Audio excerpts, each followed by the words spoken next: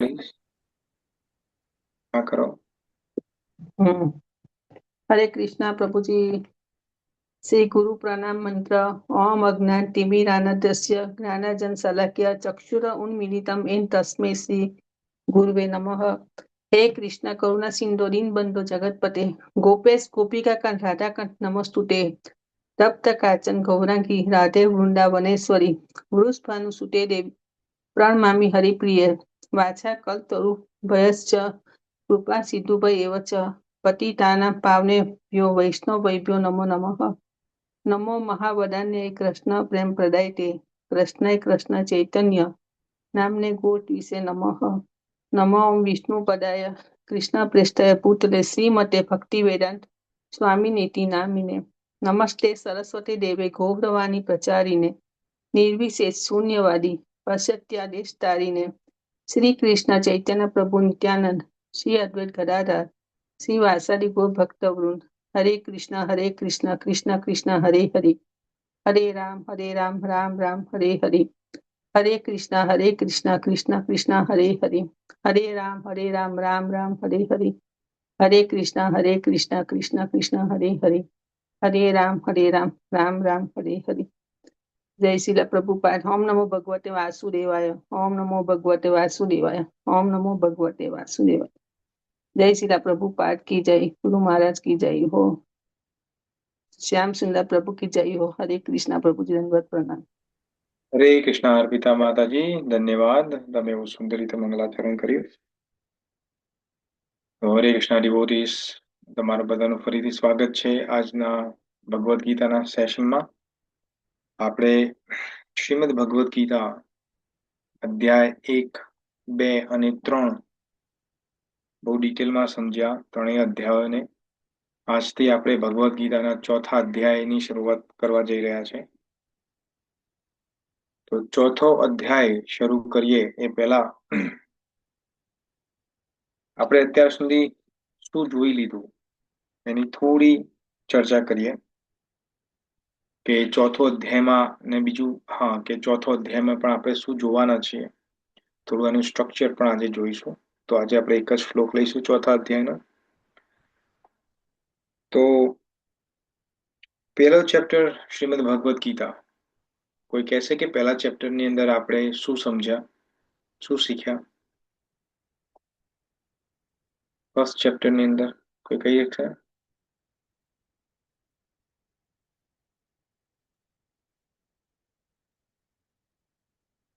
કોઈ નહીં? કોઈને યાદ નથી?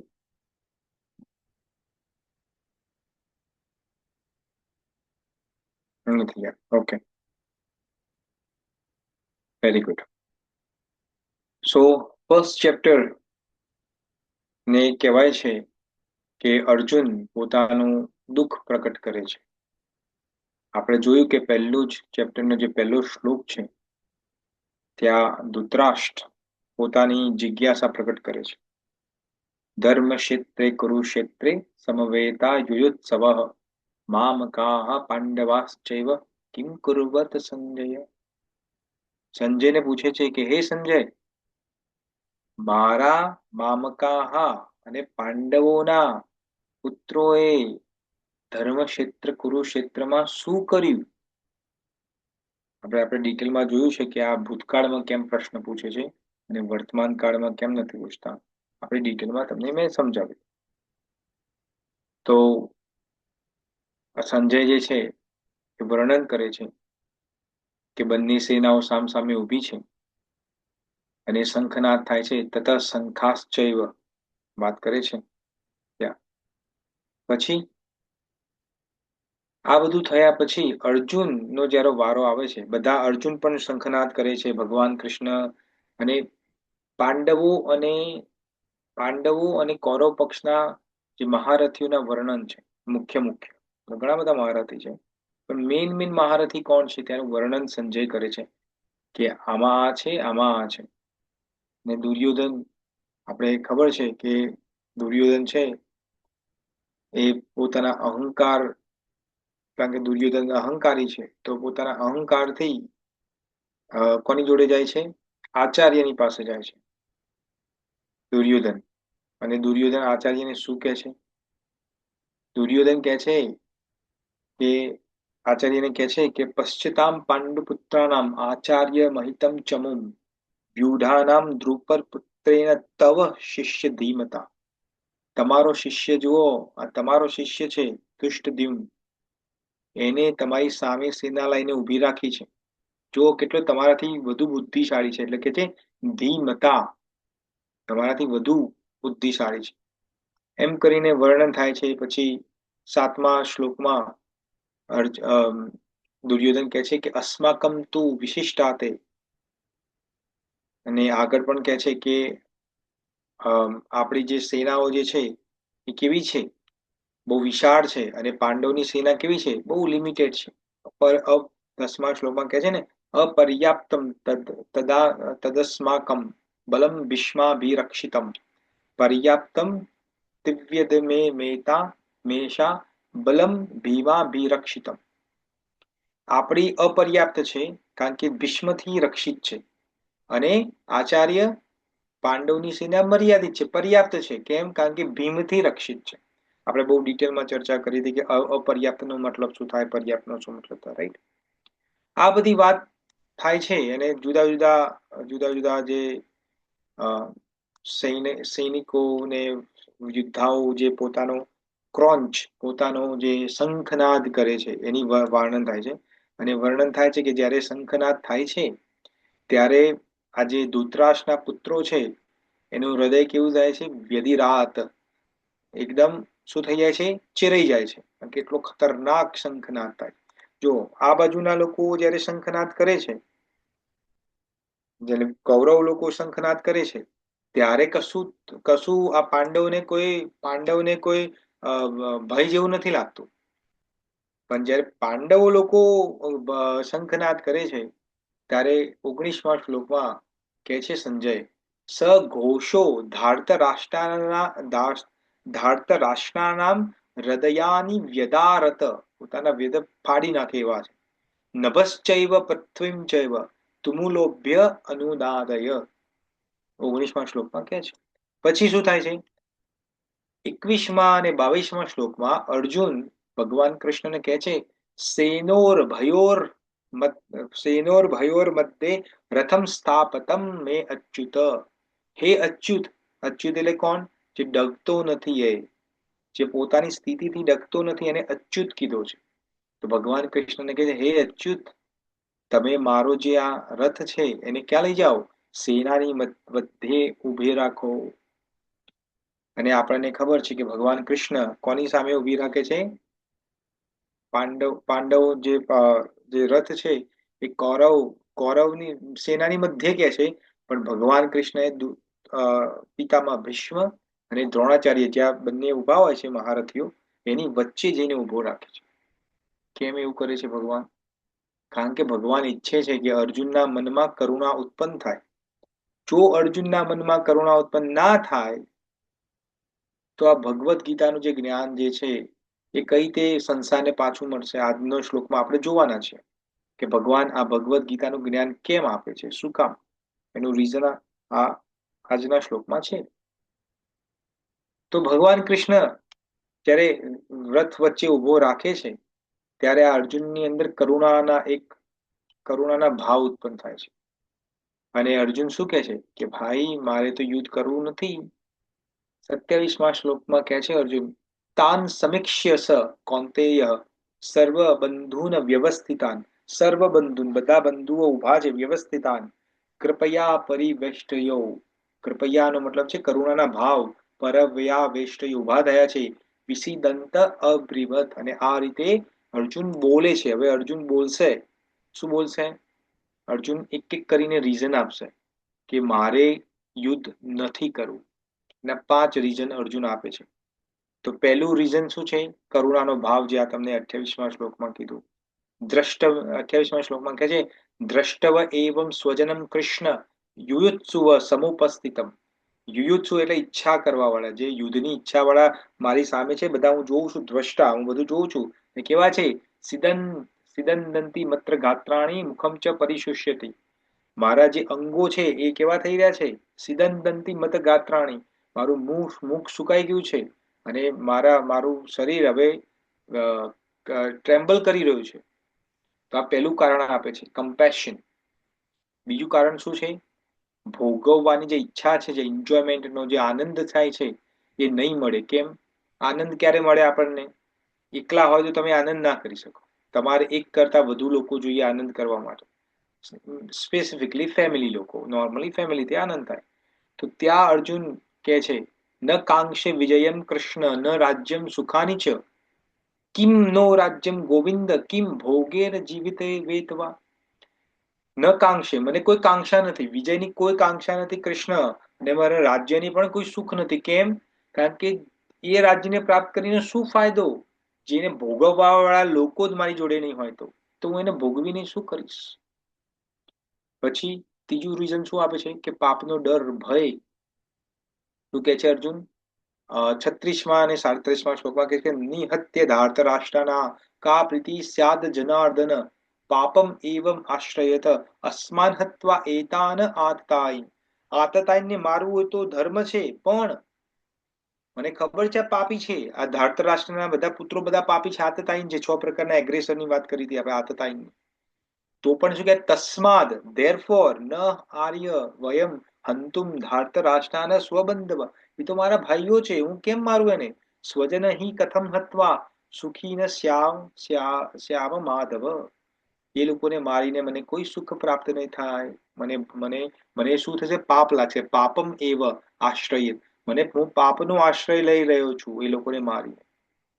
ચોથું કારણ શું આપે છે કે જો આ લોકોને મેં મારી નાખ્યા તો શું થશે? કુલધર્મ અને કુટુંબનો નાશ થશે. Destruction of the family. 44માં શ્લોકમાં કહે છે ત્યાં અર્જુન કે ઉતસગ્ન કુલ ધર્મણા મનુષ્યનાનમ જનાર્દન નરકે નિયતમ વાસો, નરકે નિયતમ વાસો ભયંતી યેષુ. નરકમાં નિયત વાસ થશે જો આ બધાને મારી નાખીશ તો. અને બીજું શું થશે એ જુઓ, બધાને મારી નાખશે તો જે સ્ત્રીઓ જે છે એ કેવી થઈ જશે? દુષ્ટા થઈ જશે. અને કેવા સંતાનોને પેદા કરશે? તો વર્ણશંકર, વર્ણશંકર પ્રજાને પેદા કરશે. તો વર્ણશંકર પ્રજાને કેમ પેદા કરી દીધી? શું થાય છે? વર્ણશંકરો નરાકેવ કુલજ્ઞાન કુલસ્ય ચ પતંતી પિતરો પતંતી પિતરો હોયેશામ લુપ્ત પિંડોત ક્રિયા. જે પિંડ ક્રિયા થવી જોઈએ, જે પિંડ ક્રિયા જે થવી જોઈએ આપણે જેને શ્રાદ્ધ કહીએ છીએ, એ લુપ્ત થઈ જશે. કેમ? કારણ કે જે જે આ વર્ણશંકર પ્રજા છે એ તો એમાં માનવાની નથી. એટલે આજકાલની જે પ્રજાઓ જે નથી માનતી શ્રાદ્ધમાં, કે આ તો બધું પૂર્વ જન્મનું, આ તો બધું પુરાનું તમારું છે, શ્રાદ્ધ બાદ કશું હોય નહીં, દાદા મરી ગયા, દાદી મરી ગઈ, પપ્પા મરી ગયા, આ બધા મરી ગયા, એ તો જ્યાં ગયા છે ત્યાં આપણાને શું ખબર? અહીંયા હું આપું કશું ખાવાનું તો એમને મળે કઈ તે? તો એ બધા કેવા છે? વર્ણશંકર પ્રજા છે. એ પ્રજાને શું માનવી? વર્ણશંકર. આ હું નથી કહેતો, આ અર્જુન કહે છે. પહેલા ચેપ્ટરમાં તમે જોયું છે 41-42 શ્લોકમાં. દોષે રેત કુલ જ્ઞામ વર્ણશંકરે વર્ણશંકર કારકઈ ઉદ્દેશાંતે જાતિ ધર્મ કુલ ધર્માશ્ય શાશ્વત. કુલ ધર્મ આખો નષ્ટ થઈ જશે, જાતિ ધર્મ જતો રહેશે. તો હું આ કુલનું ડિસ્ટ્રક્શન નથી ઈચ્છતો, અને આ પાપ કર્મ હું કરવા નથી માંગતો. અને જે પાંચમું રીઝન આપે છે એ કે શું કે છે? એનું ડિસિઝન નથી. એ એ એ અર્જુન હજુ ડિસિઝન લઈ નથી શકતો, કન્ફર્મ નથી એનું. એટલા માટે કે છે 46માં શ્લોકમાં કહે છે, સંજય કહે છે કે એવ મુક્ત્વા અર્જુન સંખ્યે રથોપ્યસ્ય ઉપાવિશત. ઉપાવિશત એટલે લેમેન્ટેશન કરવું, દુઃખ કરવું. ના, ઉપાવિશત નો મતલબ છે બેસી જવું. સોરી, ઉપવિશત નો મતલબ છે બેસી જવું. તો ઉપવિશત નો મતલબ છે કે અર્જુન પોતાના રથના પાછલા હિસ્સામાં જઈને બેસી જાય છે. વિશ્રુજય સસરમ ચાપમ. વિશ્રુજય એટલે બાજુમાં મૂકવું. સસરમ એટલે શું? એરો. સસરમ. અને ચાપમ એટલે ધનુષ્ય. ધનુષ અને બાણને બાજુમાં મૂકીને રથના પાછલા ભાગમાં બેસી જાય છે. કેવું છે? શોક સંવિઘ્ન માનસ. શોક, બહુ દુઃખ કરે છે. અને એનું મગજ માનસ, એનું મન જે છે એ બહુ શોકમાં આવી જાય કે હા હું શું કર્યું. તો આ પહેલા ચેપ્ટરમાં આપણે આ જોયું હતું. હવે બધાને યાદ આવે છે આપણે શું વાત કરી હતી ફર્સ્ટ ચેપ્ટરની અંદર? યા પ્રભુ. તો આપણે, હું તમને આખી જર્ની બતાવું છું કે આપણે ચોથા ચેપ્ટર ઉપર કઈ રીતે આપણે પહોંચ્યા છે. આ ચોથું ચેપ્ટર આવશે તો એમાં આપણે જોવાના છે તો ક્યાંથી સ્ટાર્ટ થયું છે અને કેમ આપણે ભગવાન કૃષ્ણ આ વાત કરી રહ્યા છે એની વાત છે. પછી સેકન્ડ ચેપ્ટરની અંદર બહુ ઇમ્પોર્ટન્ટ આવે છે. સેકન્ડ ચેપ્ટર ચાલુ થાય છે તેનો ભગવાન કૃષ્ણ શરૂઆતમાં એક શ્લોક બોલે છે. સેકન્ડ ચેપ્ટરનો સેકન્ડ શ્લોક, કુતસ્વા કસમિલદમ કુતસ્વા કસમિલમિદમ વિશ્વે સમુપસ્થિતમ અનાર્ય અજુષ્ટ અસ્વર્ગ કીર્તિકરમ અર્જુન. ભગવાન કૃષ્ણ કહે છે કે તને આ ક્યાંથી આ મલિનતા તારામાં આવી ગઈ.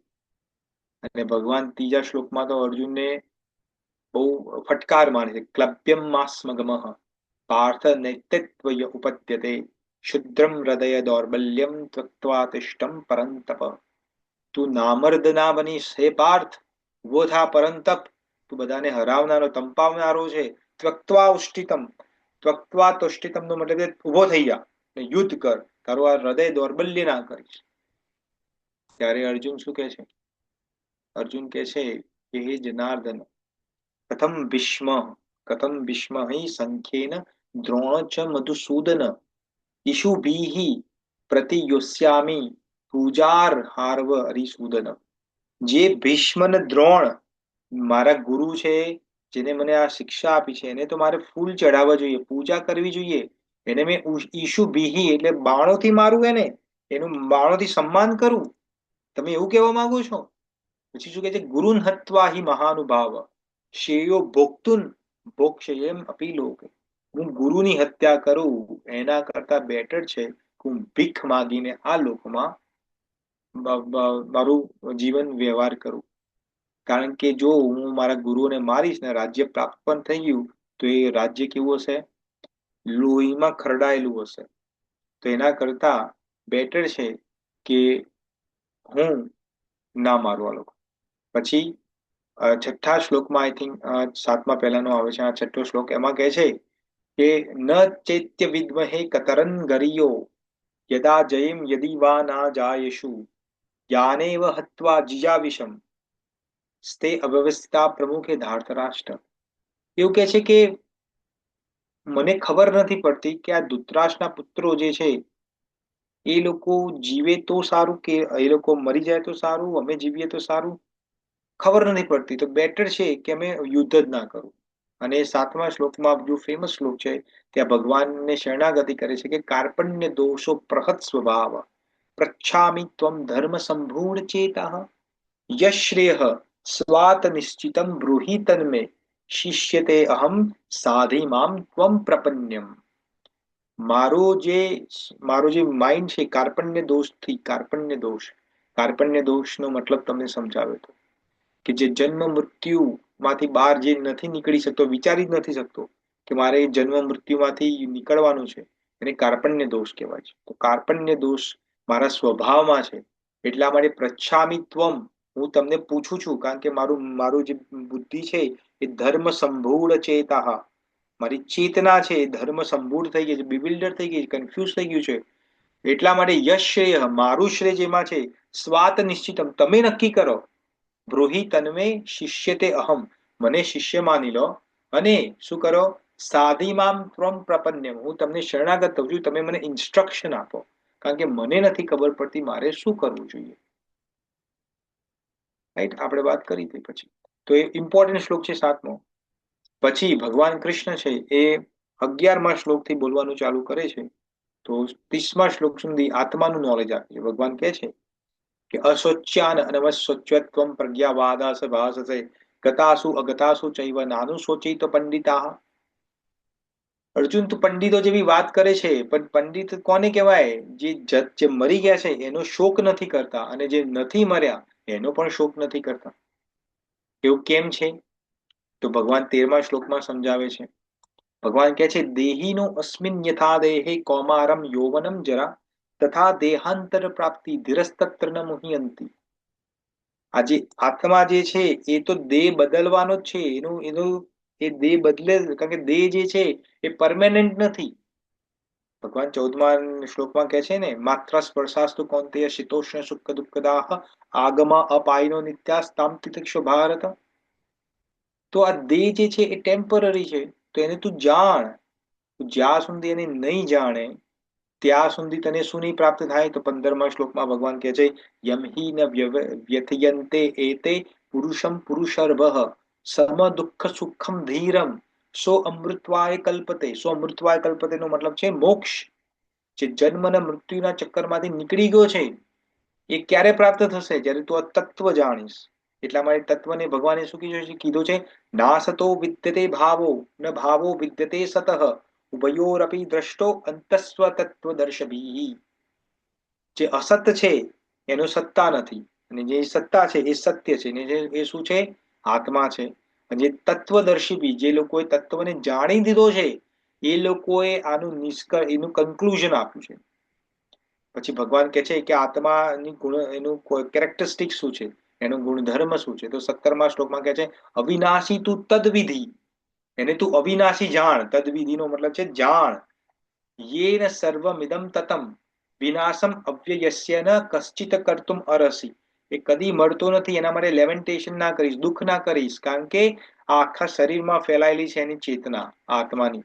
આત્માની ચેતના, આત્મા છે નાનો, પણ એની ચેતના આખા શરીરમાં છે. અંતવંત ઇમે દેહા નિત્ય શોક્તા શરીરીણ અનાશીનો અપ્રમેય છે તસ્માન યુદ્ધસ્વ ભારત.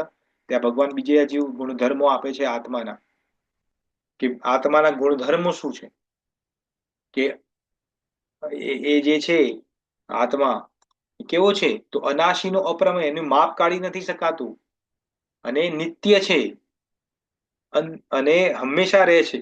શરીરમાં રહે છે, પણ એવું નથી કે શરીરમાં જ રહે છે પછી બીજા શરીર ધારણ કરે છે, વારંવાર શરીર ધારણ કરે. તો એવું કેમ કરે છે આત્મા? વારંવાર શરીર કેમ ધારણ કરે છે? આત્મા વારંવાર એટલા માટે શરીર ધારણ કરે છે, કારણ કે આત્મા આપણે જે ઈચ્છાઓ કરી છે એને પૂરી કરવા માટે. તમે એક્ઝામ્પલ છે, તમે જુઓ, સવારે તમે ઓફિસ જવાનું હોય, તમારે માની લો કે 9 વાગે તમારે ઓફિસ જવાનું હોય, સવારે 9 વાગે. સવારમાં 6 વાગે ફોન આવે તમારા કોઈ રિલેટિવનો, કે ભાઈ આપણા નજીકના સંબંધી છે, એક્સપાયર થઈ ગયા છે, તો જવું પડે. એટલે આપણે તો જવું પડે, આપણે જોબ જવાનું છે પણ જવું પડે. એટલે ત્યાં શું કરીએ આપણે? ધોળા વ્હાઈટ કુર્તો અને પજામો, કે બેનો હોય તો સાડી પહેરીને જાય, અને જે મરી ગયું છે એના જે ફેમિલી વાળા જે હોય નજીકના, બધાને કહે કે જે થવાનું જે થઈ ગયું, ને બધું કરીએ. પછી ફટાફટ પાછા આવે, કારણ કે 9 વાગે તો જોબ ઉપર જવાનું છે, કે બિઝનેસ કે સ્ટોર ઉપર જ્યાં જવાનું હોય ત્યાં. પછી કપડા બદલે કે ના બદલે? કે ધોળા કપડામાં જાય, એટલે આવીને કપડા બદલે. કપડા બદલે અને શું કરે? 8, 9 કે જે વાગ્યાથી કામ કરવાનું હોય, તો 5 વાગ્યા સુધી કામ કરવાનું હોય, તો ને ખબર હોય કે ભાઈ આજે તો કોઈ પાર્ટીમાં જવાનું છે મારે, તો 5 વાગે કામ કરે ને ફટાફટ ઘરે આવે, ને પાર્ટીમાં જવાનું હોય, બર્થડે પાર્ટીમાં, કોઈની એનિવર્સરીમાં, તો પછી પાછા કપડા ચેન્જ કરે. હવે સૂટ બૂટ, હવે જે સૂટ બૂટ પહેર્યા હતા એ ઉતારે, અને હવે જે બીજા જે કપડાં પહેરવાના હોય, જે પ્રસંગ હોય એ પ્રમાણે પાછા કપડાં બદલે અને જાય. તો જો દિવસમાં કેટલા કપડાં બને, અને રાતે આવીને પાછા પજામો ને શર્ટ ટી શર્ટ, કે જે નાઇટ ડ્રેસ તમે પહેરતા હોય પહેરે, તો એક દિવસમાં 4 કપડાં બદલ્યા. તો એનો મતલબ કે આપણા શરીર જેમ કપડાં બદલીએ છે, આપણે જેમ કપડાં બદલીએ છીએ, એમ આત્મા પણ આ શું બદલે છે? શરીર બદલે છે. એટલા માટે ભગવાન કહે છે કે ના જાયતે મ્રિયતે વા કદાચિ નાયમ ભૂત્વા ભવિતા ભૂય અજો નિત્ય શાશ્વતોયમ પુરાણો ન હન્યતે હન્યમાને શરીરે. શરીર મરી જાય છે પણ આત્માનો વિનાશ થતો નથી. એટલા માટે તું એને કેવો જાણ? વેદોની અંદર કે છે કે વાસાંસી જીર્ણાની યથા વિહાય. જેમ જૂનું કપડું, આપણે કપડું કોઈ લાવીએ અને ફાટી જાય, તો એ કપડાને શું કરીએ છીએ?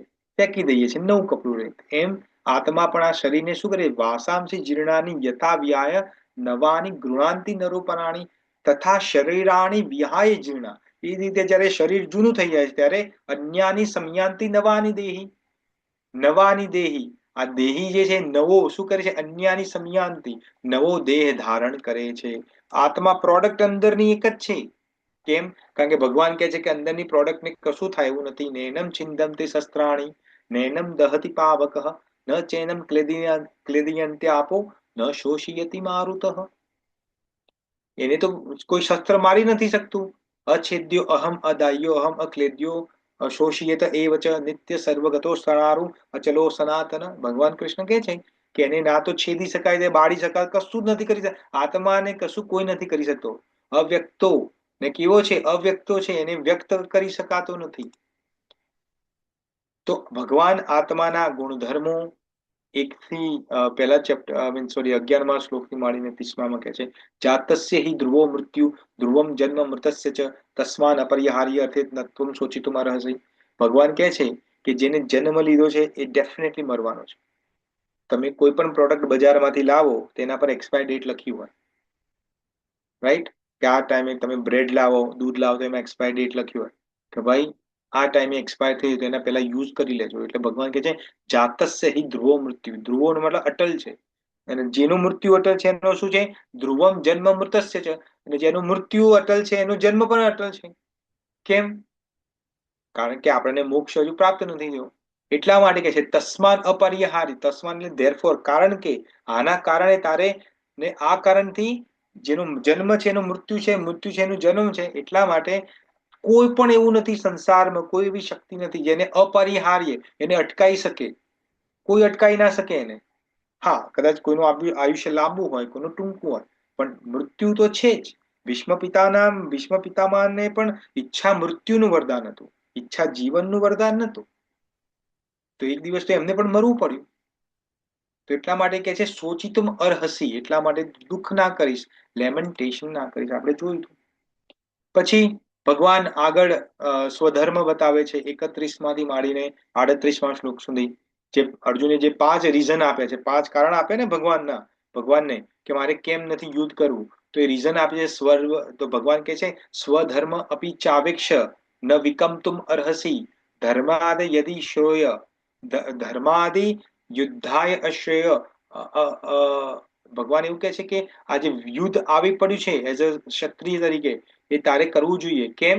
કારણ કે એના 32મા શ્લોકમાં કહે છે યદ શ્રયા, તારી ઈચ્છા નથી તો પણ ચોપપન્નમ સ્વર્ગ દ્વારમ અપાવૃતમ. અપાવૃતમ એટલે ખોલી દેવા. સ્વર્ગના દ્વાર ખોલી દે છે તારા માટે. કેમ? તું સુખીના ક્ષત્રિય પાર્થ લભંતે યુદ્ધ ઈદિશમ. કારણ કે જો તું યુદ્ધ કરીશ અને જો જીતી જઈશ તો અહીંયાનું રાજ્ય ભોગવીશ. અને મરી ગયો ફોર એક્ઝામ્પલ, તો જે ક્ષત્રિય યુદ્ધ કરતો મરી જાય છે ને તો સ્વર્ગ પ્રાપ્ત થાય છે. તો તને તો બંને બાજુ ઘી કેળા છે, તારે લેમેન્ટેશન. તો એમ કરીને ભગવાન કૃષ્ણ 31 થી માંડીને 38 શ્લોક સુધી જે અર્જુનના જે 5 રીઝન આપ્યા હતા અર્જુને, એ બધા ત્યાં ડિફીટ કરે છે. પછી 39મો શ્લોક જે છે ત્યાંથી માંડીને ભગવાન ઓલમોસ્ટ 52-53મા શ્લોક સુધી ભગવાન બુદ્ધિ યોગ અને કર્મ યોગની વાત કરે છે. એશા તે બિશામ સાંખ્ય બુદ્ધિ યોગત્વમ શુણુ તમ શુણુ. તે સાંભળ્યો હવે મારાથી. હવે શું કે છે? બુદ્ધાયુક્તો યથા પાર્થ કર્મ બંધ પ્રહિષ્યાસી. હવે તું મારાથી બુદ્ધિપૂર્વક કર્મ કઈ રીતે કરવું એ મારાથી સાંભળ, જેનાથી કર્મ બંધાશે નહીં. અને આપણને ખબર છે કે ભગવાન 47મો અને 48મો શ્લોકમાં બહુ ફેમસ શ્લોક છે. આપણે કર્મણ્યવાધિકારસ્તે મા ફલેષુ કદાચન, એ 47મો શ્લોક છે. અને 48મો શ્લોક છે ત્યાં ભગવાન યોગની પરિભાષા આપે છે કે યોગ કોને કહેવાય. યોગસ્તઃ કુરુ કર્માણી સંગમ ત્યક્ત્વા ધનંજય સિદ્ધય અસિદ્ધયો સમો ભૂત્વા સમત્વમ યોગ. સમત્વાને બેલેન્સને યોગ કીધો છે. બેલેન્સ શાનું છે? બેલેન્સ શાનું કરવાનું છે? આપણું ધર્મ જે સ્વધર્મ જે છે એનું અને આપણું જે સ્પિરિચ્યુઅલ લાઈફ છે એનું બેલેન્સ કરવાનું છે. એને યોગ કીધો છે. તો આપણે ભગવાન જોડે જોડાવાનું છે. આપણે સંસારમાં તો છીએ પણ હવે આપણે we need to connect with God. ભગવાન જોડે, જે ભગવાન જોડે નથી જોડાતો એને યોગ નથી કીધો. આ જે બધા યોગ કરે છે એ મૂર્ખાવ છે, યોગ નથી. પછી ભગવાન 39મા શ્લોકમાં કહે છે દૂરેણ યવરમ કર્મ બુદ્ધિ યોગાદ ધનંજય બુદ્ધૌ શરણમ અનિવિચ્છ કૃપણાહ ફલ હેતવઃ. જે વ્યક્તિ બુદ્ધિપૂર્વક કર્મ કરીને, બુદ્ધિપૂર્વક એટલે મેં તમને સમજાવ્યું તો બુદ્ધિપૂર્વકનો મતલબ એ નથી જે આપણે બુદ્ધિ સમજીએ એ બુદ્ધિની વાત નથી કરતા ભગવાન. બુદ્ધિનો મતલબ છે શાસ્ત્રપૂર્વક. જે શાસ્ત્રપૂર્વક નથી કરતું. દૂરેણ યવરમ, જે દૂરેણ યવરમ નો મતલબ છે કે જે દૂરેણ એટલે છોડી દેવું, ડિસ્કાર્ડ કરી લેવું. અયવરમ કર્મ એટલે જે ના કરવા યોગ્ય જે કર્મો આપણે કરીએ છીએ એને જે છોડી નથી દેતો. આપણે જે કર્મ ના કરવા જોઈએ, આપણે ચોરી ના કરવી જોઈએ પણ કરીએ છીએ. આપણે ચાર રેગ્યુલેટરી પ્રિન્સિપલ છે એને ફોલો કરવા જોઈએ પણ આપણે નથી કરતા. ફોર એક્ઝામ્પલ, આપણે જુગાર રમીએ છીએ, ફોર એક્ઝામ્પલ, કે આપણે ચા કોફી પીએ છીએ કે દારૂ પીએ છીએ, આ જે પણ કરતા હોય તો એને કહે છે દૂરે ને યવરમ કર્મ. એવા કર્મોથી દૂર રહેવું. અને બુદ્ધિનો, બુદ્ધિ એટલે આ બુદ્ધિ નહીં, શાસ્ત્ર, જે શાસ્ત્ર છે એનો શરણાગતિ લેવી. કેમ કે બુદ્ધૌ શરણમ અનિવિચ્છ. તું શાસ્ત્રનો જે જયારે લઈશ, શરણમ, શરણમ એટલે સરેન્ડર, જયારે શાસ્ત્રનું શરણાગતિ રહે અને અનિવિચ્છ ત્યારે એ તું નહીં કરે તો શું? જે નથી કરતો એને શું કહે છે? કૃપણા ફલ હેતવ, એને કંજૂસ કીધો છે. જે પોતાના કર્મના ફળને ભોગવવા માંગે છે, કંજૂસ છે. ભગવાન ઘણી બધી વાત કરી, આપણે ઘણી બધી વાત કરી છે આગળ, એટલે આપણે બહુ ડિટેલમાં નથી જતા. કર્મ જે બુદ્ધિ યુક્તા ઈ ફલમ ત્યક્તવા મનીષિણ, અને ઘણી બધી વાતો ભગવાન કરે છે. પછી આપણને ખબર છે, શું ખબર છે? કે અર્જુન 54માં શ્લોકમાં ભગવાન કૃષ્ણને પૂછે છે કે ભગવાન આ ડાઈ ડાઈ વાતો તો તમે કરો છો, પણ ડાઈ ડાઈ વાતો કઈ રીતે અમલમાં મૂકવાની? અર્જુન કે છે સ્થિત પ્રજ્ઞ કા ભાષા સમાધિસ્ય કેશવ સ્થિતિ દેહી કિમ પ્રભાસેત કિમાસિત વ્રજેત કિમ. ચાર ક્વેશ્ચન પૂછે છે ત્યાં અર્જુન, કે આ સ્થિત પ્રજ્ઞની જે તમે વાત કરી રહ્યા છો એની ભાષાનો મતલબ બોલવાની નથી. સ્થિત પ્રજ્ઞ કા ભાષાનો મતલબ એના સિમ્ટમ્સ, એના એના એ કેવું, એને દૂરથી કઈ રીતે ખબર પડે કે આ સ્થિત પ્રજ્ઞ વ્યક્તિ છે? જેમ ઓરેન્જ કપડા પહેર્યા હોય તો આપણને ખબર પડે કે ભાઈ આ કોઈ સંત છે, આ ભગવાનનો કોઈ વ્યક્તિ છે. ઓરેન્જ કપડા ખાલી પહેરવાથી જ ખબર પડી જાય. તો સ્થિત પ્રજ્ઞ કા ભાષા, અને સ્થિતિ બિહિ કિમ પ્રભાષે, એટલે કઈ રીતે બોલે છે, કિમ શીત કઈ રીતે બેસે છે, અને વ્રજેત કિમ ચાલે છે કઈ રીતે. તો આ બધાનો તમને મિનિંગ મેં સમજાવ્યો હતો કે એનો મતલબ બોલે છે એનો મતલબ કે ખાલી ભગવાનની જ વાત કરે છે એવી વાત નથી. કે ચાલવાનો મતલબ કે કેટવોક ચાલે છે કે ડોગ વોક ચાલે છે એવી વાત નથી કરતા. કે ક્યાં બેસે છે એનો મતલબ કે ઘરમાં બેસે છે, ગાદી ઉપર બેસે, એની વાત નથી કરતા. તમે બહુ ડિટેલમાં મેં સેકન્ડ ચેપ્ટરમાં સમજાવ્યું હતું. ત્યાં ભગવાન કહે છે પ્રજાહિતા પ્રજા પ્રજાહાતિ યદા કામાન સર્વ પાર્થ મનોગત આત્મને તુષ્ટ સ્થિત પ્રજ્ઞ તદોચ્યતે. સ્થિત પ્રજ્ઞની ડેફિનેશન આપે છે કે જે વ્યક્તિ પ્રજાહાતિ યદા કામાન, દરેક કામનાઓ પોતાના પોતાના મનોગત, મનમાંથી ઉત્પન્ન થતી દરેક કામનાને શું કહે છે? પ્રજહાતિ, ત્યજી દે છે. અને શું કહે છે? જે આત્માથી આત્મામાં સંતુષ્ટ રહે છે એને સ્થિત પ્રજ્ઞ કીધું છે. આપણે બહુ ડિટેલમાં સ્થિત પ્રજ્ઞની ડેફિનેશન આપી હતી, ઘણા બધા તમને એક્ઝામ્પલ આપ્યા હતા. દુઃખેશુ દ્વિગ્વમન સુખેશુ વિગતસ્પૃહ પિત્તરાગ ભય ક્રોધ સ્થિર ધીરમુનિરુચ્યતે. આપણે એની વિશે વાત કરી હતી, રાઈટ? પછી ભગવાન આગળ સમજાવે છે કે આ જે કર્મ જે છે એ કઈ રીતે બંધાય છે. તો 62 અને 63 નો જે ફેમસ શ્લોક છે ત્યાં ભગવાન કર્મ બંધનનું એક પ્રોસેસ બતાવે છે. ધ્યાયતો વિષયમ પુંસા સંગાસે સે પુજ જાયતે સંગાત સંજાયતે કામઃ કામાત ક્રોધાભિજાયતે. વસ્તુનું વિચાર, તમે થિંકિંગ કરો છો એનાથી વિષય ઉત્પન્ન, વિષય તરફ એટ્રેક્શન ઉત્પન્ન થાય છે. સંગાસ સે ઉપજાયતે, અને એ સંગત ઉત્પન્ન થવાથી કામ તમારી ભડકે છે કે ના હવે તો પ્રાપ્ત કરવું છે. અને જ્યારે કામમાં કોઈ અવરોધ ઉત્પન્ન કરે છે ત્યારે ક્રોધ ઉત્પન્ન થાય છે. પછી ભગવાન કહે છે ક્રોધાતિ ભવતી સમોહ સમોહ સ્મૃતિ વિભ્રમ સ્મૃતિ પ્રશાંત બુદ્ધિ નાશો બુદ્ધિ નાશાત પ્રણશ્યતિ. ક્રોધ જ્યારે ઉત્પન્ન થાય છે ત્યારે સમોહ ઉત્પન્ન થાય છે. સમોહનો મતલબ સમજાવજો તમને, કે જ્યારે તમે શાવર લઈને બહાર આવો ત્યારે જ્યારે તમે શાવર ખોલો, જે મિસ્ટ હોય એ તમારા દર્પણ ઉપર થઈ જાય તો તમને દેખાતું નથી, ભાઈ ઝાખું ઝાખું ઝાખું ઝાખું દેખાય છે. તો એ સમોહ છે. તો આપણી બુદ્ધિ, બુદ્ધિ છે એ કેવી થાય? સમોહ થઈ જાય છે, એની આજુબાજુ એ ઝાખું ઝાખું થઈ જાય છે. એટલે આપણને શું થાય છે? જ્યારે સમોહ થાય ત્યારે સ્મૃતિ વિભ્રમ, આપણી સ્મૃતિ યાદો બધી ધૂંધળી થઈ જાય છે. સ્મૃતિ વિભ્રમથી બુદ્ધિનો નાશ થાય છે. કારણ કે બુદ્ધિ પકડી નથી છે. બુદ્ધિનો કાર બુદ્ધિ શું કરે છે? તમારી જે આપણી સ્મૃતિઓ છે એને પકડે છે. ઓ મેં આઈસ્ક્રીમ ખાધું તો સ્ટ્રોબેરી આઈસ્ક્રીમનો ટેસ્ટ આવો છે, ચોકલેટ આઈસ્ક્રીમનો ટેસ્ટ આવો છે. ઓ મેં આ વ્યક્તિ જોડે, હું જેના પર ક્રોધ કરું છું પણ એની જોડે તો સારા ટાઈમ મેં વિતાવ્યો છે. આ બધું ભૂલી જઈએ છે. અને જેને બુદ્ધિનો નાશ થાય છે એની તો દુર્ગતિ થાય જ છે. ભગવાન કે છે, આપણે ખબર છે 62 શ્લોકમાં સમજાવ્યું છે તમને.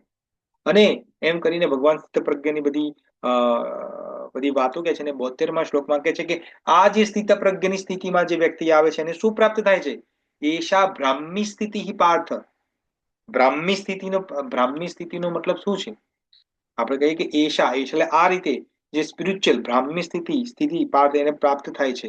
અને શું થાય છે કે એ જે વ્યક્તિ જે આ સ્થિત પ્રજ્ઞમાં છે એ વ્યક્તિ કદી કન્ફ્યુઝ નથી થતો. એ હંમેશા જ્યારે મૃત્યુ વખતે એની જેની આ સ્થિતિ બની જાય છે એ મારા કિંગડમમાં એટલે મારા ઘરે આવી પહોંચે છે. બ્રહ્મ નિર્વાણ મૃચ્છતિ, મને પ્રાપ્ત કરે છે. આપણે બીજા ચેપ્ટરમાં વાત કરી. પછી ત્રીજા ચેપ્ટરમાં શું થાય છે? કર્મયોગ આપણે વાત કરીએ એમાં. તો કર્મયોગની અંદર શરૂઆત જ અર્જુન કહે છે કે પ્રભુ તમે જે કહો છો એ મને સમજમાં ના આવ્યું. કે શું નથી આવ્યું? કે જ્યાયસી ચેત કર્મણસ્તે મયા બુદ્ધિ જનાર્દન ત્વમ ત્વમ કિમમ ઘોરમ માં નિયોજિત કેશવ. તમે મને કહો કે જ્ઞાન સર્વશ્રેષ્ઠ છે કે કર્મ? કારણ કે તમે તો મને આ ઘોર કર્મમાં નાખો છો. તમે તો કીધું જ્ઞાન શ્રેષ્ઠ છે. ને તમારા વાક્ય કેવા છે? વ્યામી શ્રેણે ન વાક્ય ન બુદ્ધિ મોહી યસી, મારી મારી બુદ્ધિ મોહ વાળી થઈ જાય. તમે બંને બાજુ વાત કરી રહ્યા છો. એટલા માટે શું કહે? તદ એકમ, એટલા માટે એક વાત કરો. તદ એકમ વદ નિશ્ચિત્ય, એક વાત નિશ્ચિત કરીને કહો. યેન શ્રેયો અનુમાપ્યમ, મારો શ્રેય જેમાં થાય એવી એક વાત કરો. બંને વાતના ગોળ ગોળ વાત ના કરો. ગુજરાતીમાં કહીએ છીએ ત્યારે ભગવાન કૃષ્ણ ત્રીજા શ્લોકમાં કહે છે કે લોકે અસ્મિન દ્વિવિધા નિષ્ઠા પુરા પ્રોક્તમ મયા નઘ જ્ઞાન યોગેન સાંખ્યનામ કર્મ યોગેન યોગીનામ. ભગવાન કહે છે બે પ્રકારની નિષ્ઠા છે. કઈ છે બે પ્રકારની નિષ્ઠા? તો એક જ્ઞાન યોગ છે ને એક કર્મ યોગ છે. જે અંતર્મુખી છે, જે અમુક લોકો બહુ અંતર્મુખી હોય, એમને બહુ બહાર સોશિયલાઇઝ કરવું ના ગમતું હોય, એ એની અંદર જ ખુશ રહેતો હોય, એ માટે જ્ઞાન છે. અને જે બહાર બહુ બહુ બહાર બધાને મળતો હોય ને એને બહાર લોકોને મળવું ને કર્મ કરવું જ ગમતું હોય, એ કર્મ યોગી છે. તો ભગવાન કહે છે આ બંને એકબીજાના પૂરક છે. એવું નથી કે જ્ઞાન યોગ, હા, જ્ઞાન કર્મથી શ્રેષ્ઠ છે. કેમ? કારણ કે જ્ઞાન એ બતાવે છે કર્મ કેવું કરવું. પણ એવું નથી કે તમે જ્ઞાન પ્રાપ્ત કરો તો કર્મ નહીં કરાય, કર્મ નહીં કરે. કેમ? કારણ કે ભગવાન કહે છે નહીં કશ્ચિત ક્ષણ આપી જાતું, એક સેકન્ડ માટે પણ નિતિષ્ઠય કર્મ કૃત, એક સેકન્ડ માટે પણ કર્મ કોઈ નથી કરતું એવું બનતું જ નથી. કાર્ય તો યવશ કર્મ સર્વ પ્રકૃતિ જે, કારણ કે આ પ્રકૃતિ જે છે ને, પ્રકૃતિના ત્રણ ગુણો સતો રજો ને તમો ગુણ, એ તને શું કરશે? યવશ, બળજબરીથી તને કર્મ કરાવશે. તને તું લાગે તું બધું છોડીને તું જંગલમાં જતો રહીશ તો તને લાગે હું બધા કર્મથી જતો રહીશ. ના, જંગલમાં પણ જેમ આપણે એને ભરત મહારાજની કહાની ખબર છે, જડ ભરતની કહાની. ત્યારે ભરત મહારાજ પોતાનું બધું ક્ષત્રિય છે બધું છોડીને જતા રહે છે, પોતાનું રાજ્યને બધું વર્ણાપ્રસ્થમાં જાય છે ને એક ગંડકી નદીને પાસે એક કુટિયા બનાવીને રહે છે અને જોવે છે કે એક હરણ છે એની પાછળ સિંહ પડ્યો છે અને પ્રેગ્નેન્ટ છે હરણ. તો હરણ છે પ્રેગ્નેન્ટ છે તો એ સિંહથી બચવા માટે કૂદકો મારે છે નદીમાં. તો એનું ગર્ભપાત થઈ જાય છે. તો જે બીજું જે હરણ, બેબી હરણ છે, એ તો એને તો તરત બરતા આવડે નહીં. તો આ જે ક્ષત્રિય જે ભરત મહારાજ છે જોઈ જાય છે આ શું થાય છે. તો એ તો ક્ષત્રિય છે, તો વાઘ જે છે, સિંહ છે, એને કારણ કે ક્ષત્રિય છે તો એને એને પેલું એ કરીને એમ ભય બતાવીને ભગાડ દે છે. કારણ કે એ સિંહ છે, પેલું હરણ તો ભાગી જાય છે પણ પેલું બચ્ચું પડી જાય છે નદીમાં, એને ખાવા માટે તડાપ મારે છે. તો ભરત મહારાજ જોઈ જાય છે અને ભરત મહારાજ એને પકડી લે છે. એ નીકળ અહીંયાથી, આમ કરીને બાજે છે એની જોડે. તો એનો મતલબ છે કે તું તું જંગલમાં જતો રહીશ તો એ તારો આ ક્ષત્રિયનો જે લોહી છે, એ ક્ષત્રિયનો લોહી તારા જોડે કર્મ કરાયા વગર રહેશે નહીં. એટલા માટે કે છે કાર્ય તો યવશ કર્મ સર્વ પ્રકૃતિ ઝેર ગુણઈ. આ પ્રકૃતિ નહીં છોડે તને અર્જુન, એટલે ભાગી ના જઈશ તું. કર્મ કરવાથી તું શાય ના, ડોન્ટ બીકમ અ શાય. પછી ભગવાન ઘણા બધા એક્ઝામ્પલ અને ઘણું બધું સમજાય છે. ભગવાન કે છે નિયતમ કુરુ કર્મત્વમ કર્મ જાયોશે કર્મણ શરીર યાત્રાપી ચેતના પ્રસિદ્ધ કર્મણ. આ શરીર ચલાવવા માટે પણ તારે કર્મ તો કરવું જ પડશે ને. કર્મ કરવા વગર તો તું રહી નહીં શકે. પછી નવમા શ્લોકમાં ભગવાન કૃષ્ણ બતાવે છે કે યજ્ઞ, 9 થી 16 શ્લોકમાં ભગવાન બતાવે છે કે કર્મ કેવા કરવા જોઈએ. યજ્ઞાર્થ કર્મણો અન્યત્ર લોકમ અયમ કર્મ બંધન તદ અર્થમ કર્મ કૌંતેય મુક્ત સંગ સમાચર. જે યજ્ઞાર્થ કર્મોનો મતલબ શું છે? એક યજ્ઞાર્થ નો મતલબ છે કે જે વેદ પ્રમાણે જે કર્મો છે. પણ એક સ્ટેપ ફોરવર્ડ જઈએ તો જે ભગવાનને ખુશ થાય, ભગવાન જેનાથી ખુશ થાય એવા જે કર્મ કરો છો તમે, અને એ કર્મ કેવા છે? તદ અર્થમ કર્મ કોંતે મુક્ત, એને સમર્પિત કરો છો. ત્યારે કર્મના બંધનથી આપણે મુક્ત થઈ જઈએ છીએ. પછી ભગવાન 10મા શ્લોકથી માંડીને 16મા શ્લોક સુધી બતાવે છે કે આ પ્રજાપતિએ સૃષ્ટિ બનાવી છે. સહ યજ્ઞા પ્રજા સૃષ્ટા પુરાવોચ પ્રજાપતિ અનેન પ્રસવિદ્યમેવ વુષ્ટ કામ દુઃખ. પ્રજાપતિ બ્રહ્માએ આ સૃષ્ટિ બનાવી, એમાં દેવતાઓની ઉત્પત્તિ કરી, મનુષ્યની ઉત્પત્તિ કરીને એકબીજાને તમે ખુશ રાખો. કે છે ને, દેવાન ભાવયતે તેના તેવ દેવા ભાવયંતુ વહ પરસ્પરમ પરસ્પરમ ભાવયંત શ્રેય પરમા વ્યાપ્યથ. એકબીજાનું તમે દેવતાઓને સંતુષ્ટ કરો તો એ તમને સંતુષ્ટ કરશે. કઈ રીતે? એમાં આપણે જોયું છે કે ઇન્દ્રનો જ્યારે યજ્ઞ કરતા હતા નંદ મહારાજ, ત્યારે ઇન્દ્ર ભગવાન ખુશ થઈને વરસાદ આપતા હતા. યાદ છે ને? આ બધું આપણે વાત કરી છે.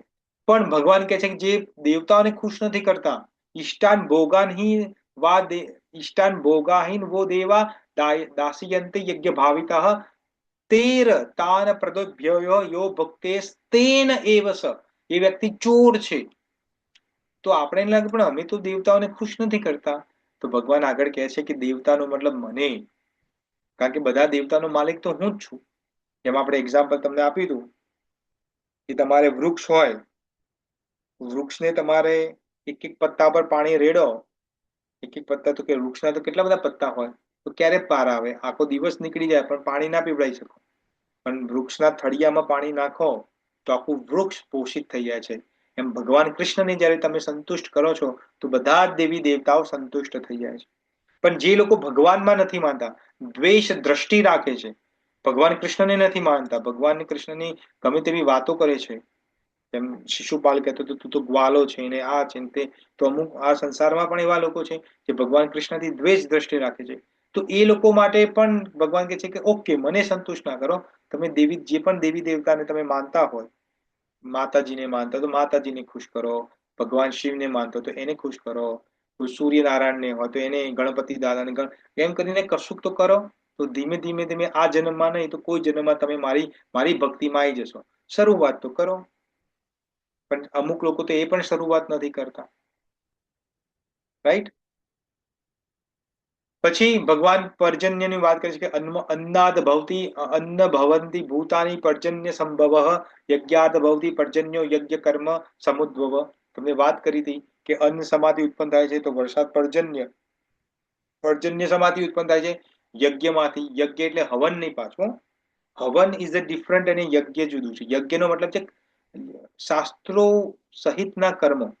અને જ્યારે યજ્ઞથી ઉત્પન્ન કર્મ, કર્મ ક્યાંથી શાનાથી ઉત્પન્ન થાય છે? કર્મનો સ્ત્રોત કોણ છે? તો કર્મ, ભગવાન 15મા શ્લોકમાં છે કર્મ બ્રહ્મોદ ભવમ વિધિ બ્રહ્મ અક્ષર સમુદ્ભવ. કર્મનું ઉદ્ભવી સ્થાન છે વેદ, અક્ષર. અને અક્ષરનું ઉદ્ભવી સ્થાન શું છે? તસ્માન સર્વગતમ બ્રહ્મ નિત્ય યજ્ઞ પ્રતિષ્ઠિતામ. અને આ જે શબ્દ છે એ મારામાંથી ઉત્પન્ન થયેલો છે. એટલા માટે બધું ભગવાન કૃષ્ણમાંથી ઉત્પન્ન થયેલું એવું ભગવાન કહેવામાં. પછી આગળ આપણે જોયું 17મા શ્લોકથી માંડીને આગળ ભગવાન વાત કરે છે. તો ભગવાન કહે છે યજ્ઞ આચરતી શ્રેષ્ઠ. કારણ કે અર્જુન કહે છે કે ગુરુ આ તમે બધી વાત કરો પણ આવું કરીને કોઈને મોક્ષ પ્રાપ્ત કર્યો છે કે ખાલી તમે વાત જ કરી રહ્યા છો? ત્યારે ભગવાન કહે છે હા અર્જુન, મને ખબર પડી ગઈ તારા પ્રોબ્લેમ ક્યાં છે. તારે કશુંક એક્ઝામ્પલ જોઈએ. આપણે કોઈ પ્રૂફ જોઈએ ને, તો મને પ્રૂફ બતાવો તો જ અમે માનીએ, નહીં તો ના માનીએ. તો ભગવાન કહે છે ચિંતા ના કર, પ્રૂફ છે. આપ શું છે? યદ્યદ આચરતી શ્રેષ્ઠ.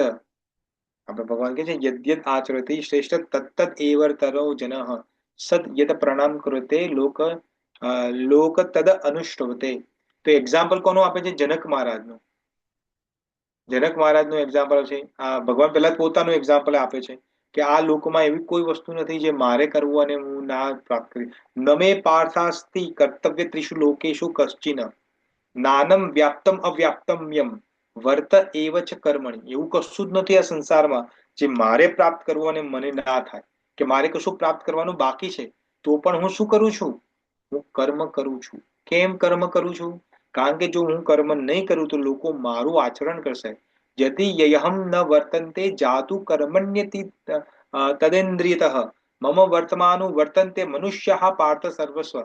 અને જો લોકો મારું ફોલો કરશે તો લોકો શું ઊંધા કૂવાની જેમ પડશે, કારણ કે હું જો કર્મ કરવાનું બંધ કરીશ તો લોકો કે કૃષ્ણ કર્મ ભગવાન છે એ નથી કર્મ કરતા, આપણે શું કામ કરીએ?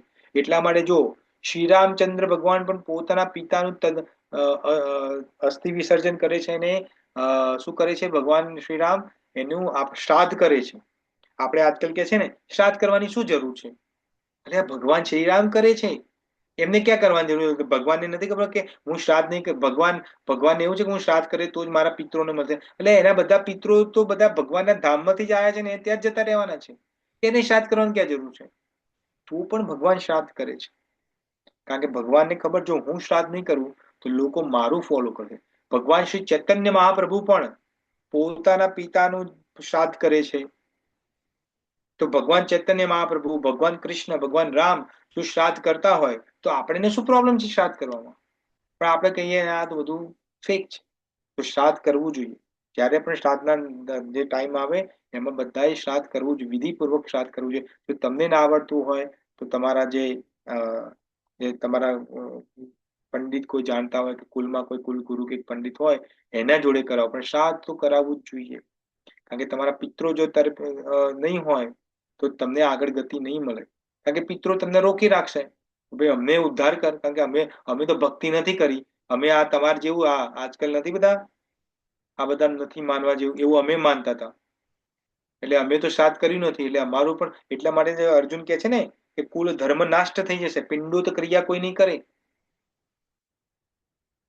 તો શ્રાદ્ધ કરવું જોઈએ. એટલા માટે લોકો ગયામાં જઈને, આપણે સિદ્ધપુર જઈને બધામાં શ્રાદ્ધ કરે છે, રાઈટ? એનીવે, પછી આગળ શું ભગવાન વાત કરે છે? ઘણી બધી આપણે ત્રીજું ચેપ્ટર લઈ ગયા છે એટલે મને આમ સોરી, હું તમને ફરીથી રીડ કરું છું. પણ ભગવાન કૃષ્ણ સમજાવે છે કે કર્મ કર્મ કેવા કરવા જોઈએ. અને જો કર્મ, ભગવાન કે છે કે આ કર્મનું સાચો શત્રુ કોણ છે? તારો સાચો શત્રુ છે, ભગવાને કીધું કે મારો ફોલો કર, યજ્ઞાર્થ કર્મણ કર, મારા મને અર્પિત કરીને કર્મ કર, જે શાસ્ત્રોમાં છે એ નિહિત કર્મ કર. પણ આનો શત્રુ કોણ છે? તો કે છે કામ એશ, ક્રોધ એશ, રજો ગુણ સમુદ્ભવ, મહાશનો મહાપાપમાં વિદ્યે એહમ વૈરિણમ. આ સંસારમાં કામ અને ક્રોધથી મોટો શત્રુ કોઈ નથી. ત્યાં ભગવાન આપણે સમજાવ્યું હતું 37મા શ્લોકમાં, મને યાદ છે, ડિટેલમાં કીધી હતી. અને ભગવાન પછી કહે છે કે જે વ્યક્તિ ઇન્દ્રિયો અને બુદ્ધિ ની વાત કરે છે કે એવમ બુદ્ધિ પરહ બુદ્ધવા, બુદ્ધિથી જે ઇન્દ્રિયો છે એનાથી ઉપર મન છે, મનનો બોસ છે બુદ્ધિ, અને બુદ્ધિનો પણ ઉપર આત્મા છે, બુદ્ધિનો પણ આત્મા છે. તો આ રીતે ભગવાન ત્રણેય ચેપ્ટર આપણને સમજાવે છે. તો અહીંયા આપણે રિવિઝન કર્યું છે ત્રણેય ચેપ્ટરનું. હવે આજે ચોથા ચેપ્ટરનું જે સ્ટ્રક્ચર જે છે, આપણે ચોથા ચેપ્ટરમાં શું શીખવાના છીએ, કે ભગવાન ચોથા ચેપ્ટરમાં શું વાત કરવાના છે, એ હવે હું તમારા સ્ક્રીન ઉપર તમને લાવું છું.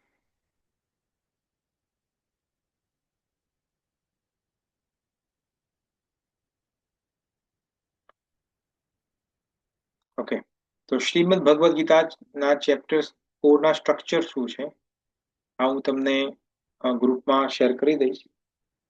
તો પહેલા 3 શ્લોકમાં ભગવાન દિવ્ય પરંપરાની વાત કરે છે. ભગવાન સમજાવશે અર્જુનને કે અર્જુન, આ તને હું જે જ્ઞાન આપ્યું છે એ જ્ઞાન મેં પહેલા સૂર્યદેવને આપ્યું હતું, અને સૂર્યએ શું કર્યું છે? મનુ મહારાજને આપ્યું છે. પહેલા જે મનુષ્ય છે એ મનુ મહારાજ છે, તો મનુ મહારાજને આપ્યું. અને મનુ મહારાજે કોને આપ્યું છે? ઈક્ષ્વાકુને આપ્યું છે. ઈક્ષ્વાકુ કોણ છે? સૂર્યવંશના રાજા છે. સૂર્યવંશથી ઈક્ષ્વાકુ વંશ ચાલુ થાય છે. અમે સૂર્યવંશ ઈક્ષ્વાકુથી ચાલુ, અને ઈક્ષ્વાકુ વંશની અંદર 137મી પેઢીએ ભગવાન શ્રીરામનો જન્મ થાય છે. તો ઈક્ષ્વાકુ એટલા પુરાના છે. ઈક્ષ્વાકુ કોણ છે? આ મનુ જે છે, મનુ મહારાજ જે છે એના પુત્ર છે ઈક્ષ્વાકુ. અને મનુ મહારાજ છે, આખું આ તમને lineage મેં પહેલા તમને બતાવી દઈ, યાદ હોય તો તમને કોઈને, કે બ્રહ્માજી છે, વિષ્ણુ ભગવાનથી બ્રહ્માજી ઉત્પન્ન થાય છે. બ્રહ્માજીથી 7 ઋષિઓને ઉત્પન્ન કરે છે, એને માનસ પુત્ર કહેવાય છે. એમાં એક નામ છે મરીચી ઋષિ, મરીચી. તો મરીચીના જે સંતાન છે કશ્યપ છે. એટલા માટે આપણે કોઈને ના ખબર હોય અને જ્યારે બ્રાહ્મણ આપણને પૂછે કે તમારું ગોત્ર કયું છે, શાંડિલ્ય છે, ગૌતમ છે, કયું છે, આપણને ના ખબર હોય તો કશ્યપ ગોત્ર છે, કારણ કે કશ્યપ મુનિથી સૂર્યદેવનો જન્મ થયો છે, વિવસ્વાન સૂર્યદેવ. અને સૂર્યદેવ ના પુત્ર છે મનુ મહારાજ, અને મનુ મહારાજના પુત્ર છે ઈક્ષ્વાકુ. અને ઈક્ષ્વાકુની 137-38મી પેઢીએ ભગવાન શ્રીરામ નું પ્રાગટ્ય થાય છે. એટલે એટલા માટે આપણે માનવ કહેવાય. એટલે જે આપણા બધાના સર્જન છે એ ક્યાંથી થાય છે? કશ્યપ મુનિથી થાય છે, અને કશ્યપ મરીચી. આ તમને સમજાવ્યું તમે, રાઈટ? તો તો પહેલા 3 શ્લોકમાં ભગવાન આ આપણને સમજાવવાના છે. પછી ચોથા શ્લોકથી માંડીને 10મા શ્લોક સુધી ભગવાન પોતાના અવતારનો હેતુ સમજાવવાના છે. જ્યાં 7મો અને 8મો શ્લોક તો બહુ ફેમસ છે, જે આપણે બધાને છોકરાઓને એક એકને મોં ઉપર છે, યદા યદા હિ ધર્મસ્ય ગ્લાનિર્ભવતિ ભારત. આ તમને ખબર હશે. તો 7મો અને 8મા શ્લોકમાં ભગવાન કૃષ્ણ પોતાનો અવતાર કેમ ધારણ કરે છે એનું એક રીઝન બતાવે છે. અને એ વારંવાર જન્મ, કારણ કે અહીંયા પૂછવાનું છે અર્જુન કે ભગવાન શું તમે ફેક ફેક કરો છો? તમે આજ અહીંયા છો, તમે હમણાં તમે મારા મામાના છોકરા છો, હું તમારા ફઈનો છોકરો છું, આપણે બંનેના એજ સેમ છે. તો તમે કઈ રીતે કહી શકો તમે સૂર્ય ભગવાનને જ્ઞાન આપ્યું હતું? શું બંડલ મારો છો? તો ભગવાન કહે છે એવું નથી, હું વારંવાર જન્મ લઉં છું, મને મારા બધા જન્મો યાદ છે, તને કશું યાદ નથી, મને બધું યાદ છે. તો ત્યાં ભગવાન એ વાત કરવાના છે. પછી 11 થી માંડીને 24મા શ્લોક સુધી ભગવાન કર્મ અને અકર્મનું રહસ્ય બતાવશે. તો કર્મ, વિકર્મ અને અકર્મ 3 પ્રકારના કર્મો છે. તો એ કયા કયા છે, એમાં ડિફરન્સ શું છે, અને કઈ રીતે કરવા જોઈએ અને શું ના કરવું જોઈએ, એ બધું ભગવાન ત્યાં આપણને સમજાવવાના છે. નિષ્કામ ભાવેથી કર્મ કરવાનું એ પણ આપણે જોઈ ચૂક્યા છે, ત્યાં ભગવાન ફરીથી રિપીટ કરવાના છે. અને 25મા શ્લોકથી માંડીને 33મા શ્લોક સુધી ભગવાન કૃષ્ણ જે યજ્ઞો દ્વારા વિવિધ પ્રકારના સેક્રિફાઈસ છે, ટાઈપ ઓફ ધ સેક્રિફાઈસ, તે વાત કરવાના છે. દેવોની પૂજા, ઇન્દ્રો, એ બધી પૂજાની વાત છે. પણ આપણે સમજીશું, કારણ કે એક્ઝેક્ટલી ભગવાન એવી વાત નથી કરતા જે આપણે સમજીએ છીએ. કે ભગવાન અહીં એવું વાત કરે છે કે દેવી દેવતાની પૂજા કરવાની છે, અમે તો ના પાડતા હતા ભગવાન. એટલે જુદી વાત છે, આપણે સ્પિરિચ્યુઅલી સમજવાનું છે, એઝ ઇટ ઇઝ નથી સમજવાનું. આપણે ત્યાં એ 25 થી 33 ત્યાં સમજીશું. અને 34 થી માંડીને 42 શ્લોક સુધી ભગવાન સમજાવે છે કે જ્ઞાન જે છે એ સર્વોપરી છે. કેમ? કારણ કે જ્ઞાન, કર્મ તો કરીએ છીએ, પણ જ્ઞાન વગરનું કર્મ જે છે એ મૂર્ખાનું કર્મ છે. કારણ કે આપણને ખબર જ નથી કે કયું કર્મ કરવું જોઈએ. તો ત્યાં જ્ઞાન જે છે એની મહત્તા બતાવે છે. અહીંયા ભગવાન એક એક્ઝામ્પલ આપે છે કે અગ્નિની જેમ લાકડું હોય તો અગ્નિમાં નાખો તો શું થાય? ભસ્મ થઈ જાય. એમ જ્ઞાન રૂપી અગ્નિની અંદર આ પાપોના કર્મ બંધનના લાકડાઓ નાખીએ તો ભસ્મ થઈ જાય છે. તો કયું જ્ઞાન છે, કેવું જ્ઞાન છે, તે આપણે 32 થી માંડીને 42મા શ્લોકમાં ત્યાં આપણે વાત કરવાના છે. તો એ સ્ટ્રક્ચર છે. તો આ તમને શ્લોક વાઇઝ આ સેમ સ્ટ્રક્ચર મેં બનાવી છે. સેમ સ્ટ્રક્ચર છે. 1 થી 10માં દિવ્ય જ્ઞાન અને ઇતિહાસ બતાવે છે. 11 થી 15માં લક્ષણો તરીકે, 16 થી 24માં કર્મ કર્મ, 25 થી 33માં વિવિધ પ્રકારના અને 34 થી 42માં ગુરુની પ્રાપ્તિ અને જ્ઞાનનો મહિમા. જ્ઞાન કઈ રીતે પ્રાપ્ત કરવું જોઈએ, ક્યાં જઈને પ્રાપ્ત કરવું જોઈએ, શું કરવું જોઈએ, એમ કરીને ભગવાન ત્યાં વાત કરે છે. તો આ ચોથા ચેપ્ટરનું આખું સ્ટ્રક્ચર છે. હવે આપણે સો ફાર જે કવર કર્યું એમાં કોઈને કોઈ ક્વેશ્ચન છે? આજે આપણે શ્લોક લેવો તો પણ આજે ઓલમોસ્ટ ટાઈમ થઈ ગયો છે, તો કોઈ વાંધો નહીં, આપણે આવતીકાલે શ્લોક લઈશું. પણ આજે આપણે 3 ચેપ્ટરનું બ્રીફલી રિવિઝન કર્યું છે. અને ચોથા ચેપ્ટરમાં આપણે શું જોવાના છે એનો તમને ઓવરવ્યૂ આપ્યું છે મેં. હવે તમારામાંથી કોઈને કોઈ ક્વેશ્ચન હોય તો કરી શકો છો. છે કોઈ ક્વેશ્ચન કોઈને?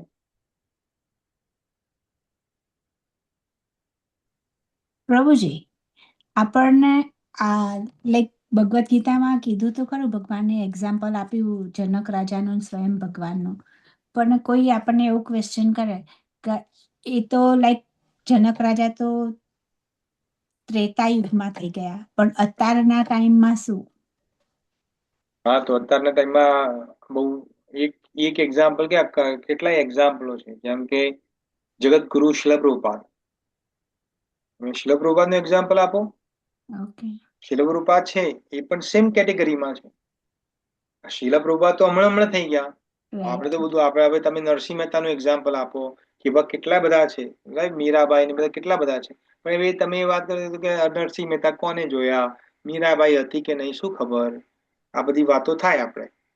રાઈટ પણ શીલા પ્રભુપાદ તો આપણી સામે છે, યા તો 50 વર્ષ રાઈટ રાઈટ? ને શીલા પ્રભુપાદ રાઈટ એકલા રાઈટ ક્યાં, એટલે કેટલાય આપણા ગોળીય સંપ્રદાયની જ આપણે વાત કરીએ, આપણે બીજે ક્યાંય દૂર જવાની જરૂર નથી. તો ગોળીય સંપ્રદાયની અંદર પણ કેટલાય શીલા પ્રભુપાદ પછી એમના જે ડિસાયપલ છે, હિઝ હોલીનેસ જયપ્રતાકા મહારાજ છે, હિઝ હોલીનેસ રાધાનાથ સ્વામી મહારાજ છે, હિઝ હોલીનેસ રાધા ગોવિંદ મહારાજ છે, કેટલા બધા છે. લાઈવ રાઈટ એક્ઝામ્પલ છે, તો જીવિત છે, ધરતી ઉપર છે. યા છે સેમ સેમ આ એક એક શ્લોક જે છે એ બધું એમના પર અપ્લાય કરી શકો છો તમે. ને એ તો વ્હાઈટ બોડી છે. હિઝ હોલીનેસ જયપ્રતાકા મહારાજ અને હિઝ હોલીનેસ રાધાનાથ સ્વામી મહારાજ, તો આપણે તો ઇન્ડિયન પણ નથી, એ તો એક રીતે જોવા જઈએ તો એ તો અમેરિકન છે. અમેરિકન તો છે અમે રાઈટ જોકે આત્માને તો કોઈ અમેરિકન ઇન્ડિયન હોય નહીં, પણ કહેવાની વાત છે કે અમેરિકન બોડી છે. એ તો લાઈવ એક્ઝામ્પલ છે, તમારી આંખોની સામે છે. હવે જેને નથી જ માનવું એ તો પછી બધા બહાના તો બનાવવાના જ છે કે ભાઈ we don't believe all this. તમે જેને નથી માનવું એના પછી આપણે ટાઈમ વેસ્ટ કરવાનો કોઈ જરૂર પણ નથી રાઈટ માનવું એ ના માન. ભાઈ એ તો પછી એની ગતિ એની ગતિ એને મુબારક. આપણે આપણી ગતિ મુબારક, કારણ કે આપણે ભગવાનના વિમાનમાં જવાના છે. એ યમલોકના દ્વાર ઉપર ઊભા હશે. તમે વિમાનમાં જતા હશો એટલે ત્યાંથી ટાટા બાય બાય કહેશો, એ આવજો, હવે નહીં મળીએ. યમલોકમાં ઊભા હશે લાઈન ઉપર. એવું છે. નથી માનવું એને શું કરી લઈએ આપણે? માયાના ફટકારો ખાવી છે તો એને શું કરી શકીએ? કશું ના કરી શકીએ. આપણે સમજાઈ શકીએ, કોઈને મનાઈ ના શકીએ કે ના, હું કહું એ તારે રાઈટ માનવું જ છે. હું તમને અહીંયા ભગવદ્ ગીતાનું જ્ઞાન સમજાવું છું, તો તમારે ભાઈ માનવું ના માનવું એ તમારા ઉપર છે. એટલે ભગવાન કહે છે યથા અચ્છે તથા કરું. તું જેમ ઈચ્છે એમ કર અર્જુન, મેં તો તને જ્ઞાન આપ્યું. હું તો તને જ્ઞાન આપું છું. હવે તારે યુદ્ધ કરવું હોય તો પણ કર, નો પ્રોબ્લેમ. રાઈટ થેન્ક યુ હરે કૃષ્ણ બીજા કોઈ?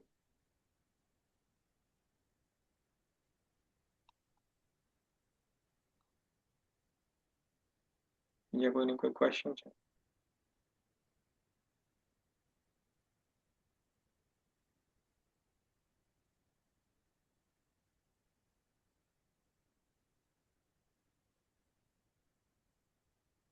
Okay okay. તો આજે મારે શ્લોક લેવો હતો, પણ ઈચ્છો કે આજે આપણે not able to take the shloka. પણ હવે આપણે નેક્સ્ટ કાલે મળીશું અને કાલથી ઓફિશિયલી 4th ચેપ્ટર નો પહેલો શ્લોક આપણે લેવાના છે. હોપફુલી 2 શ્લોક આપણે કવર કરીશું કાલે, અને ભગવાન શું કહેવા માંગે છે એ સમજી શકાય. રાઈટ? તો ફાઇનલ છે, કોઈને કોઈ ક્વેશ્ચન છે ફરીથી? જય શ્રી કૃષ્ણ, હરે કૃષ્ણ. જય કૃષ્ણ, જય શ્રી કૃષ્ણ. બીજો ક્વેશ્ચન છે, કેવું રહ્યું હેમામાલિન? અરે, આ કોઈ ક્વેશ્ચન છે? This is not a no no question. This is not a right, no, this is not a right platform to talk about this. એટલે આ આપણે ભગવદ્ ગીતાની વાત કરીએ. ભગવદ્ ગીતાનો કોઈ ક્વેશ્ચન છે કે ભગવદ સ્પિરિચ્યુઅલ કોઈ ગીતાનું ક્વેશ્ચન છે? નથી. ના ના કોઈ સ્પિરિચ્યુઅલ ક્વેશ્ચન હોય તો? હરે કૃષ્ણ પ્રભુજી. હરે કૃષ્ણ. આ તમે 3 અધ્યાયનું રિવિઝન કર્યું તો તમે બધા શ્લોકો મોઢે જ બોલે બધા. બધા શ્લોકો એટલે અમુક શ્લોકો તો હવે આપણે રોજ કરતા હોય એટલે રિવિઝન થઈ જ જાય, રાઈટ? અમને છે કઈ યાદ રહેતો નથી. હા, એટલે રિવિઝન તમે કરતા નથી ને કેટલી વખત ભગવદ્ ગીતા હાથમાં લો છો હા દિવસમાં? કરી પણ અમને યાદ જ નહીં રહેતું પ્રભુજી. હવે એટલે લેટ પડે ને તમે. જો સ્પિરિચ્યુઅલિઝમ આજે આપણે સ્પિરિચ્યુઅલ એટલે જે આધ્યાત્મિક લાઈફ તો નાનપણમાં ચાલુ કરવી જોઈએ. બધા શું કે છે, હજુ તો યુવાન છીએ, ઘરડા થઈશું ત્યારે કરીશું. એટલે ઘરડા થઈને ત્યારે કશું યાદ ના રહે પછી. ગરડામાં તો કશું યાદ નહીં, બધું હોય જતું રહે. હા, એટલે હંમેશા આધ્યાત્મિક લાઈફ નાનપણથી ચાલુ કરવી જોઈએ. નાનપણથી કરશો તો જ આ બધું મગજમાં જશે. કારણ કે હવે મગજમાં આપણે આ તમારી જે પણ ઉંમર હોય મને નથી ખબર, પણ જે પણ 50-60 જે પણ કોઈની ઉંમર હોય ત્યાંથી કચરો ભેગો કર્યો છે.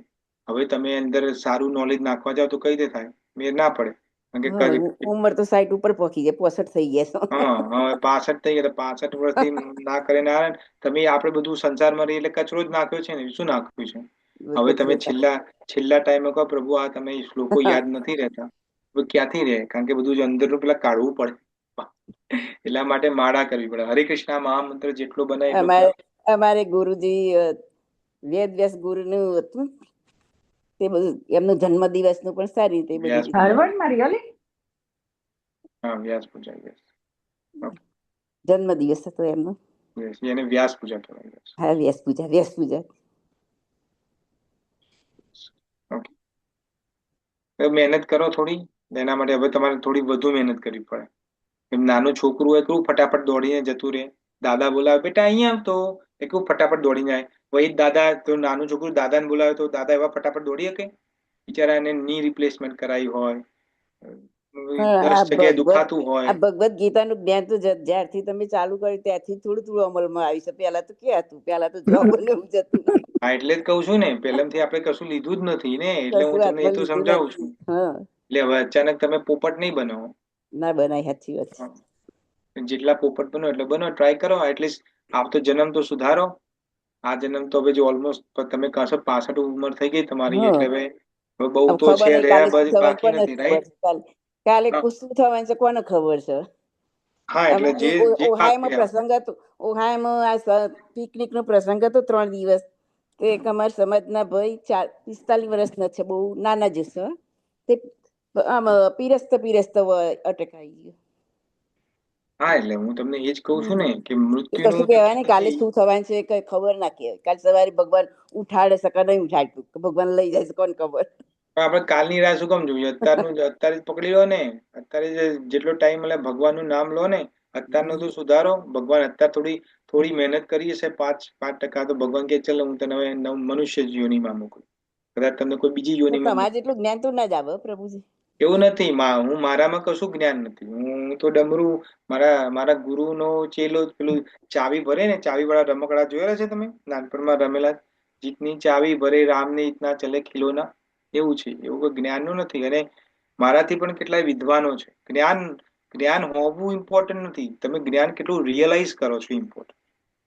તમને ભગવદ્ ગીતાના 700 શ્લોક છે, પણ એક શ્લોક પણ જો તમે જિંદગીમાં અપ્લાય કરો, તમે એક શ્લોક, 700 નથી કરવાના, એક શ્લોક, કોઈ પણ એક શ્લોક, રાઈટ. તો એને જીવન જીવ્યું કહેવાય. એ ભગવદ્ ગીતા જરૂર નથી કે 700 શ્લોક ફટાફટ કડકડાટ બોલી જાય એને ભગવદ્ ગીતા આવડતી હોય. એને હા પુસ્તકીય જ્ઞાન કદાચ હોય, પણ એ પોતાના લાઈફમાં અપ્લાય ના કરતો હોય, એક શ્લોક પણ અપ્લાય ના કરતો હોય, એક શ્લોક 1 કલાક માટે પણ જીવતો ના હોય. અને તમે કદાચ એક શ્લોક જિંદગીભર જીવતા હોય, પણ તમને કદાચ કોઈ શ્લોક બોલતા પણ ના આવડતો, તો ભગવાન એ નથી જોતા કે તને કેટલું કડકડાટ બોલતા આવડે છે. ભગવાન એ છે કે હું તને જે જ્ઞાન આપ્યું છે એ જિંદગીમાં કેટલું ઉતાર્યું છે, ઇમ્પોર્ટન્ટ. સારી વાત છે. સારી વાત છે. હવે તો યાદ તો થોડી કરવી જ પડશે. ભગવદ્ ગીતા અને વારંવાર એને વાંચન કરો. ટીવી સિરિયલો બંધ કરો અને ટીવી બધું સિરિયલ આવડે. જોતા જ નહીં, બંધ કરી દીધી. હા, તો કહું છું. આ તો મને ખબર છે. તમે જ્યાંથી આ ચાલુ કર્યું છે ને ત્યાંથી ભગવદ ગીતા પણ મેં તો લાવી દીધી. પ્રભુ હા, બસ. હા, બસ આપણે ભગવદ્ ગીતાનો આશ્રય લો. પહેલા તો ટીવી ભગવદ સિરિયલો ગીતા બંધ નથી, કરી ભગવદ ગીતા લાવી દીધી. દો. હજુ અન્નપૂર્ણા અપૂર્વા શું નામ છે? કઈ સિરિયલ આવે છે? અનુપમા. હા, હજુ આ જલ્પાબેન ને ખબર. હજુ અનુપમા હજુ તો અનુપમા જોઉં લોકોને છૂટતી નથી. અનુપમા છૂટતી નથી હજુ. અનુપમા જોઈએ તો ભાઈ અમારા હસબન્ડ શું કહે છે કે અનુપમા જોઈએ એટલે તો તારા ઘરમાં બધા જોડે બાજવા થાય. હા, એટલે કે એને તો પૈસા મળે છે એટલે રોવે છે ને હસે છે. આપણે કોઈ પૈસા નથી આપતું, એટલે આપણે ભગવદ્ ગીતાનો આશ્રય લો. કોઈ અનુપમા નથી જોયું, મૂકો બાજુમાં. એ ટાઈમ વેસ્ટ શું કરવાનો એને અનુપમાને જોયું, રાઈટ? ઓકે, બીજો કોઈને કોઈ ક્વેશ્ચન છે? નથી. ઓકે, તો થેન્ક યુ ડિવોટીઝ, તમે બધાએ મને તમારો ટાઈમ આપ્યો. હવે ફરીથી આપણે આવતીકાલે 8:30 વાગે મળીશું. ત્યાં સુધી વાંછા કલ્પતરુભ્યશ્ચ કૃપા સિંધુભ્ય એવ ચ પતિતનાં પાવનેભ્યો વૈષ્ણવેભ્યો નમો નમઃ. જગતગુરુ શિવરૂપાદ કી જય, ભક્તિદાય કી જય, અનન્ય કોટિ વૈષ્ણવવૃંદ કી જય. હરે કૃષ્ણ. હરે કૃષ્ણ.